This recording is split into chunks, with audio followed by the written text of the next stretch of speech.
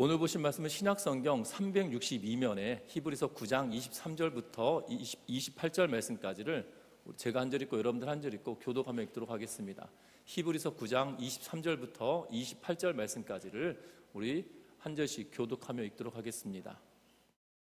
한 절씩 교도가 읽습니다. 그러므로 하늘에 있는 것들의 모형은 이런 것들로서 정결하게 할 필요가 있었으나 하늘에 있는 그것들은 이런 것들보다 더 좋은 제물로 할지니라.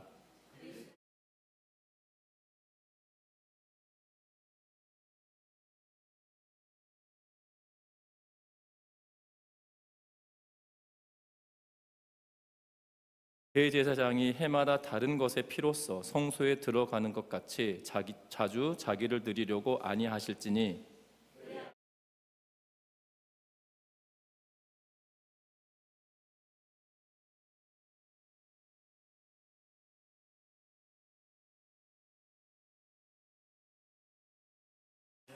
한 번 죽는 것은 사람에게 정해진 것이요 그 후에는 심판이 있으리니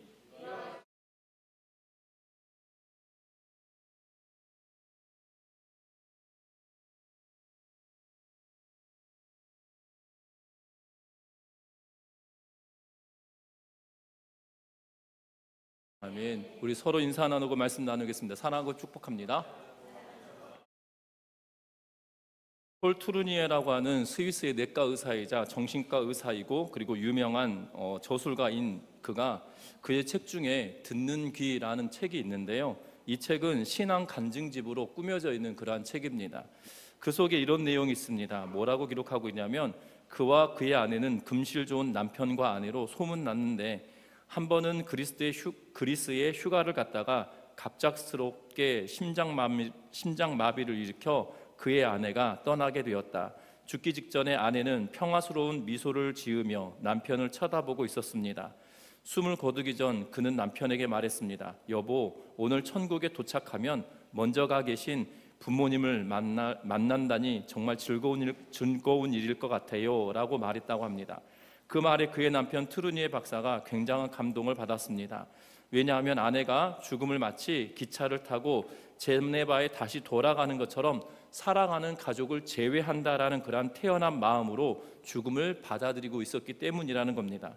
그래서 그는 부활이요 생명이신 예수님을 체험할 수 있는 기회가 되었다라고 기록하고 있고, 그리고 아내를 보낸 후 그의 믿음은 더욱더 강건해져 갔다라고 기록하며, 부활이요 생명이신 주님에 대한 믿음이 강해질수록 그는 근심과 또한 걱정으로부터 해방되는 놀라운 자유를 체험할 수 있었다라고 그의 책에서 고백하고 있는 것을 보게 됩니다. 그러면서 이렇게 기록합니다. 나는 아내와 육체적으로만 결혼한 부부였던 것이 아니라 아내의 소망과 믿음 안에서 한 몸이 되어 있었던 것을 알게 되었다라고 고백하는데, 저와 여러분도 예수님이 우리의 소망이신 것을 믿고 나아가는 은혜가 있기를 주의 이름으로 부탁드립니다. 그리스도인들은 나 자신보다 예수님을 믿고 어떤 위대한 사람보다 예수님을 소망하며 살아가는 것이 그리스도인이라는 사실입니다. 특별히 예수님은 그럴 만한 분이기 때문이고, 또한 우리를 위해 이루신 일들은 세상의 그 어떠한 것보다도 비교할 수 없을 만큼 위대하다는 것을 기억하셨으면 합니다. 그래서 우리가 오늘 이 시간에는 예수님이 우리에게 어떤 분이신지 다시 말씀을 살펴보면서 히브리서 9장 23절부터 28절 말씀까지를 통해서 다시 한번 예수 그리스도가 우리의 소망이신 분이라는 사실들을 기억하며 믿음으로 나아가는 시간 되셨으면 합니다. 먼저는 우리를 위해 하늘의 성소에 들어가신 분이시다라고 말할 수 있을 것입니다. 특별히 오늘 23절과 24절 말씀을 다시 한번 읽어봅니다. 23절과 24절입니다. 그러므로 하늘에 있는 것들의 모형은 이런 것들로서 정결하게 할 필요가 있었으나 하늘에 있는 그것들은 이런 것들보다 더 좋은 제물로 할지니라. 그리스도께서는 참것의 그리스자인 손으로 만든 성소에 들어가지 아니하시고 바로 그 하늘에 들어가사 이제 우리를 위하여 하나님 앞에 나타나시고. 아멘. 오늘 이 성경 말씀에 보면 장소적인 개념을 이야기하고 있는 것을 보게 됩니다. 특별히 두 장소를 비교하면서 대조하면서 이야기하고 있는데요. 하나는 하늘에 있는 것들의 모형으로서 이 땅에 있는 이 성막 또한 성전을 이야기하고 있고, 또한 하나는 참것 것이다라는 표현을 쓰면서 하늘의 성소에 관한 이야기를 하고 있는 것을 보게 됩니다. 오늘 이 히브리서 저자는 이 두 장소를 비교하면서 땅에 있는 것은 정결할 필요가 있는 것이다라고 이야기하고 있는 것을 보게 되어집니다. 특별히 히브리서 9장 13절 말씀을 통해서 보면 이 땅의 성막이나 이 땅의 성전에, 그리고 이 땅의 성전에서 제사를 지낼 때 사용되어지는 기구들이나 또한 심지어 이 지성소로 들어가기 전 대제사장을 정결하게 하는 의식을 할 때 필요로 하는 것은 적어도 두 가지가 필요합니다. 하나는 피가 필요하고 또 하나는 제가 필요합니다.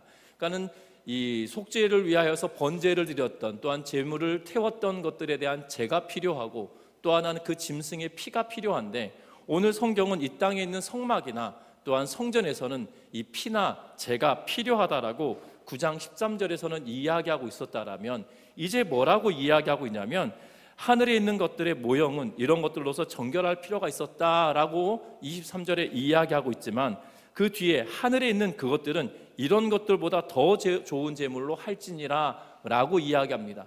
하늘에 있는 참된 것, 하늘에 있는 성전 또한 성소는 사람의 손으로 만들어진 것이 아니기 때문에 그 자체로 거룩하다라는 것이지요.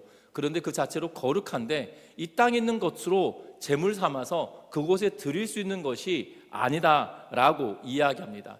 저희 아이들이 어렸을 때, 큰아이가 어렸을 때 소꿉장난을 참 좋아했습니다. 그래서 뭐 보면 나름대로 이 소꿉장난할 때 가스레인지 같이 생긴 것에다가 이렇게 막 불을 올리고 달걀 후라이를 하고 뭐 그러거든요. 그리고 나서 여러분들 아이가 소꿉장난 하였던 그 재료들을 가지고 밥상에 딱 올려놓고 여러분들 그것으로 식사를 하시나요? 아무리 내 손자가, 내 아이가 예쁘고 또한 이 놀이가 너무 즐겁게 한다 손 쳐도 식사 시간이 됐는데 아이가 소꿉장난하면서 만들었던 아빠 이것이 후라이예요 라고 이 식탁 위에 올려놓는다면 여러분들이 그것을 먹으면서 배를 채울 수 있겠냐 이 말입니다. 마치 성소나 이 땅의 성소나 하늘의 성소는 다르다는 거예요. 마치 아이가 소꿉장난할 때 썼던 재료를 가지고 식탁 위에 올려놔서 음식을 대체할 수 없는 것처럼 하늘의 성소도 마찬가지라는 거죠. 뭐라고 이야기하시냐면 더 좋은 것으로 드려지는 것이다 라고 이야기하고 있는 것을 보게 됩니다. 그 더 좋은 것은 다른 것이 아니라 그리스도께서 참것의 그림자인 손으로 만든 성소에 들어가지 않으시고 바로 하늘에 들어가사 이제 우리를 위하여 하나님 앞에 나타나신 바 되었다라고 24절 말씀에 기록하고 있는 것을 보게 됩니다. 다시 말하면 참된 하늘의 성소에 예수 그리스도께서 친히 그의 피로 그곳에 들어가셨음을 우리에게 말하고 있는 것을 보게 된다는 겁니다. 더 좋은 것으로 차려진 음식과 같이, 식탁에 더 좋은 음식으로 차려진 식탁과 같이 아이의 소꿉장난의 장난감으로 채워진 것이 아닌 더 좋은 것으로 채워진 식탁과 같이 하나님 앞에 예수께서 친히 그의 피로 그 앞에 들어가셨음을 우리에게 말씀하여 주고 계시는 것을 보게 된다는 겁니다. 그러하기 때문에 예수께서 우리를 대신하여 우리를 위하여 성소에 들어가셨기 때문에 예수님께서 우리의 유일한 소망이 되심을 이야기하고 있는 것을 보게 된다는 겁니다. 이 땅에서는 대속죄일이 되면 대제사장이 1년에 한 번씩 짐승의 피를 가지고 속죄소라고 불려지는, 또한 시은좌라고 불려지는 하나님이 임재하시고 우리의 죄를 사하여 주시는 벗개 뚜껑 위에다가 피를 뿌리거나 피를 바르는 행위를 해야 우리가 정결하게 되어진다라고 여겨졌는데, 예수께서는 하늘의 성소에 친히 더 좋은 곳으로 그 자신을 드림으로 바로 그곳에서 우리의 죄를 대속하시며 성소에 들어가심을 이 히브리서 저자는 이야기하고 있기에 참된 것, 진짜로 하나님의 성소에, 진짜인 하나님의 성소에 들어가셔서 그 피를 들이심으로 우리를 구속하시고 우리를 구원하셨다라고 이야기하고 있는 것을 보게 됩니다. 하늘에 있는 것의 모형인 지상의 성막이나 지상의 성전의 각종 그릇이나 각종 각종 재료들은 짐승의 피로 정결하게 할 수 있었지만 하늘의 성소는 더 이상 정결하게 할 필요가 없었던 것이지요. 왜냐하면 죄인이라 여겨졌던 사람의 손으로 만들어진 것이 아니라 하나님께서 그곳을 준비하시고 만드신 곳이기에 예수 그리스도의 희생 외에 다른 것이 필요치 않을 뿐만 아니라 희생 제사를 드려서 우리를 정결하게 하고 나아가심이 아닌 죄 없으신 그분이 친히 죽으심으로 그 피로 이 하늘의 성소에 들어가셨음을 이야기하고 있는 것을 보게 됩니다. 그 제사장 대신 또한 어린 양 되신 예수 그리스도로 말미암아 그분이 우리의 중보자 되시기에 더 좋은 것으로 우리를 정결하게 하신다는 것을 기억하며 믿음으로 나아가는 은혜가 우리의 삶 가운데 충만하시기를 주의 이름으로 부탁드립니다. 뿐만 아닙니다.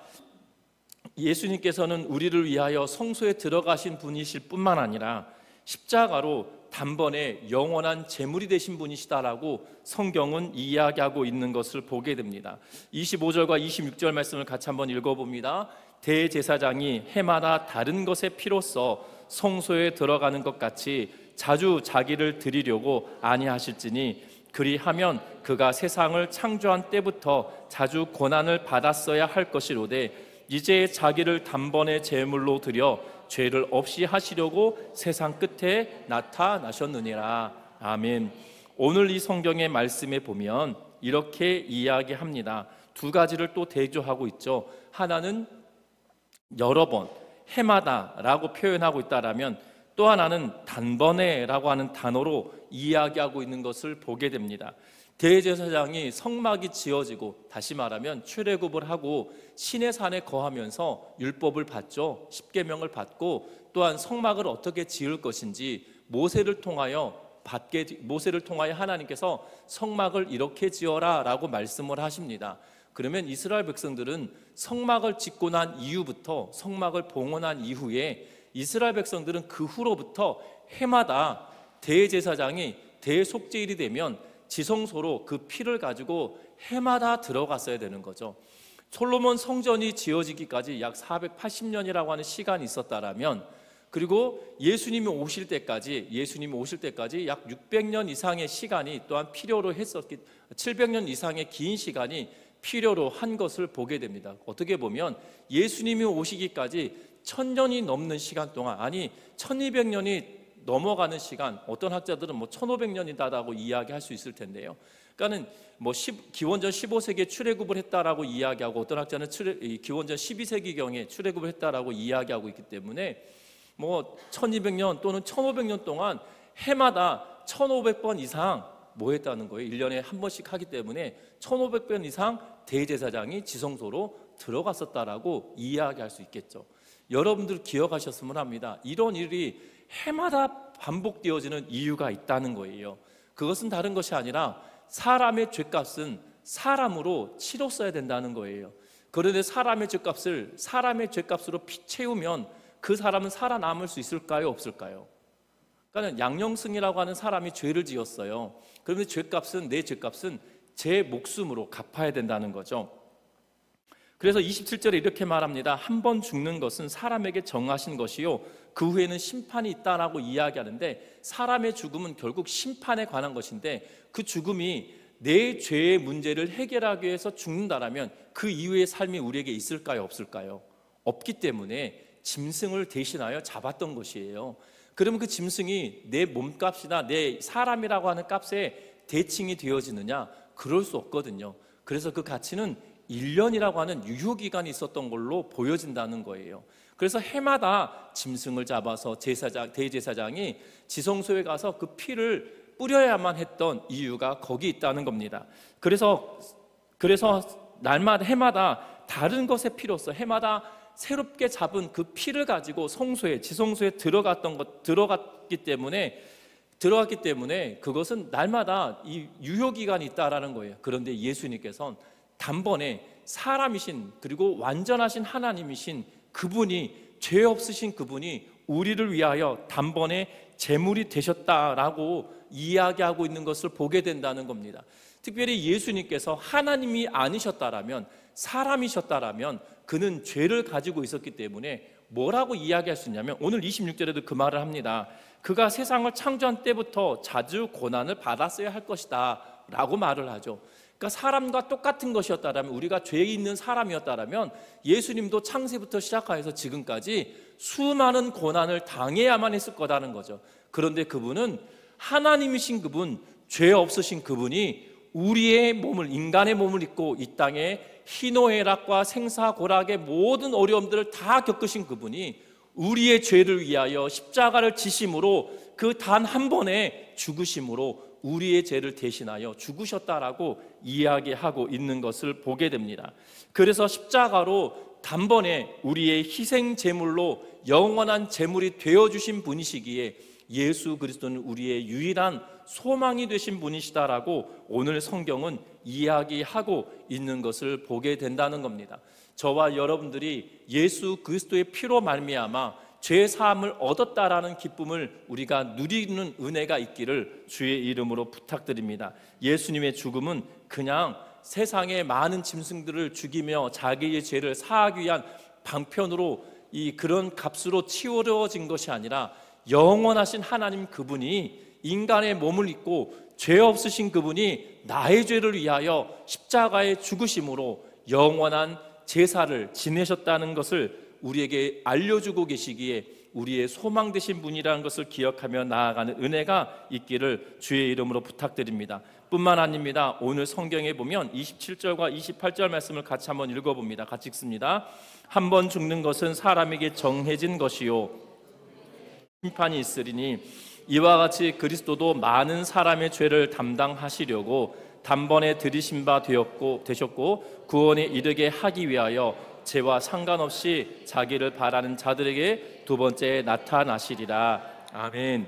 오늘 성경의 말씀에 보면 우리의 구원의 완성을 위하여 다시 오실 분이시다라고 우리에게 말씀하시죠. 그래서 28절에 보면 자기를 바라는 자들에게 두 번째 나타나시리라 라고 말씀하고 계시는 것을 보게 됩니다.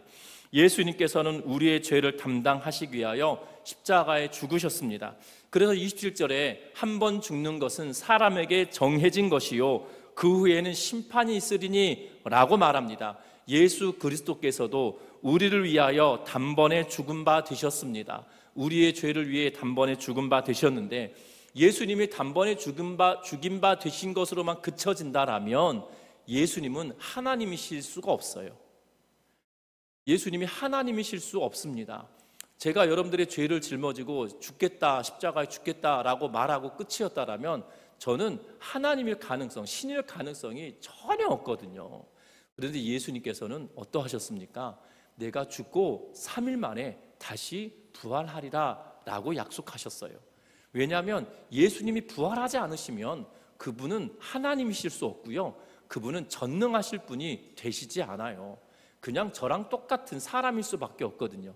그런데 저와 다른 것은 그분이 부활하셨다는 거예요.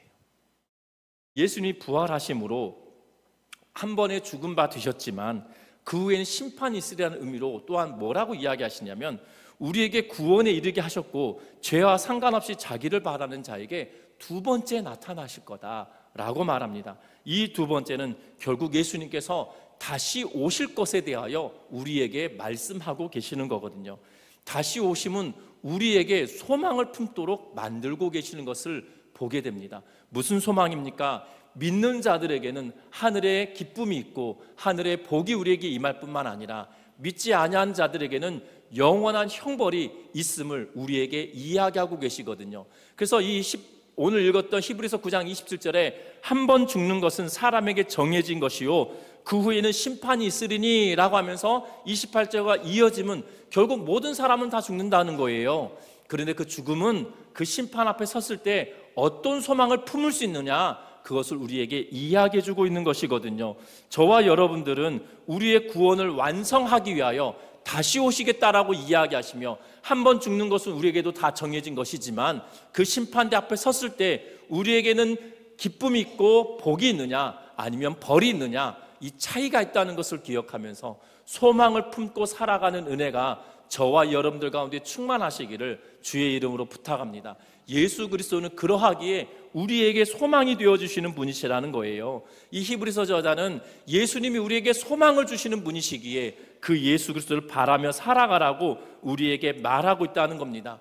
그리고 그 예수님은 그냥 우리에게 소망을 말로만 주신 것이 아니라 단번에 더 좋은 곳으로 성소로 들어가셨고 단번에 죽으심으로 우리의 죄를 사하셨으며 또한 우리의 죄를 사하셨기에 우리에게 소망을 품을 수 있도록 그 은혜를 주셨다라고 이야기하고 있다는 것을 기억하면서 저와 여러분들이 산 소망 되시는 예수 그리스도를 날마다 바라며 나아가는 은혜가 저와 여러분들 가운데 충만하시기를 주의 이름으로 부탁드립니다. 말씀을 맺으려고 합니다.